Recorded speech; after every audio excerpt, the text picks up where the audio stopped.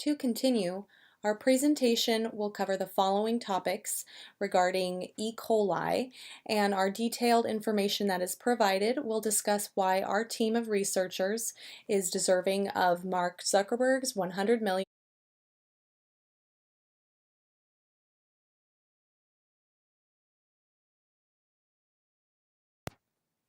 So why exactly is E. coli a top public health concern?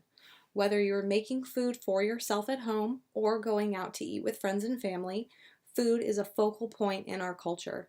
Not only does it play a large social role, but all of us need food to survive. The issue of food safety and food contamination is important because of the role food plays in our ability to live and thrive.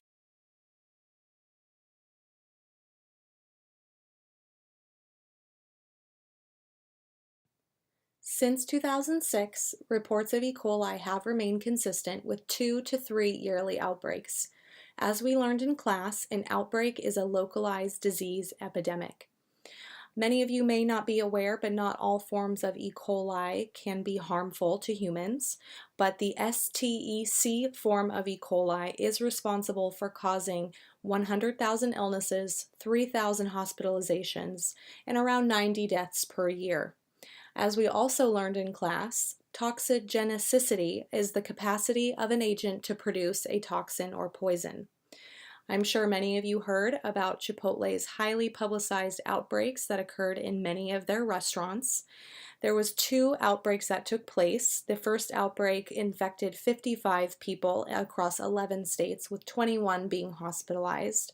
And the secondary and smaller outbreak infected 5 people with a different strain in 3 states, with only 1 of them being hospitalized.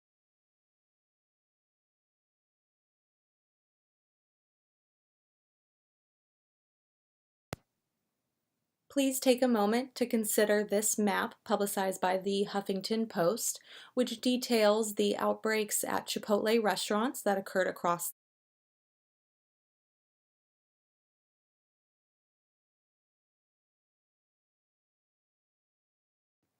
When analyzing the extent of E. coli, one must consider the economic factors that come into play.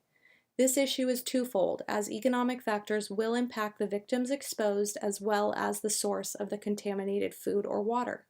Stop to consider the financial setbacks experienced by Chipotle after their recent outbreak in 2015. Not only will many people never eat there again, but Chipotle takes a huge hit to their public image and healthy, non-GMO brand.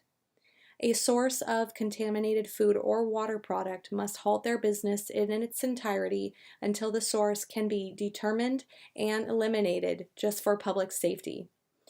The estimated annual cost caused by O157, which is a potentially harmful form of E. coli, was $405 million in 2003. The cost per exposed victim can range anywhere from $26 to $6.2 million for a patient who died from hemolytic uremic syndrome. This is one of the most severe side effects felt by E. coli exposure.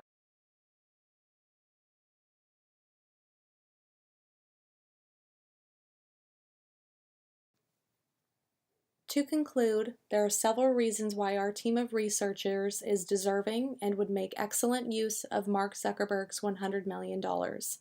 First and foremost, E. coli can cause serious illness and possibly even death. So by providing us with the funding, we would be able to save lives across the country. In addition, there are many financial burdens that come along with an E. coli breakout. By addressing E. coli and eliminating it as a public health concern, this would free up millions and millions of dollars that were previously spent on treating ill populations that are paid out in lawsuits that can be put back for better use. In addition, American culture, as we mentioned, is centered around food.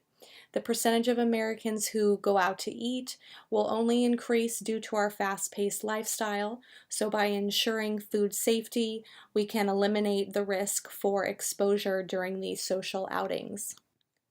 Also, due to the importance food plays in our survival, By ensuring food safety and minimizing and eliminating food contamination, we can ensure that the food industry can stay financially stable and will ensure that we can continue to feed generations to come.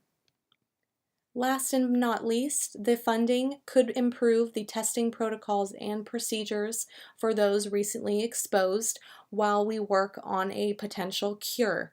This can also help to develop more affordable treatment methods. Thank you so much for listening, and I hope you learned a lot about E. coli.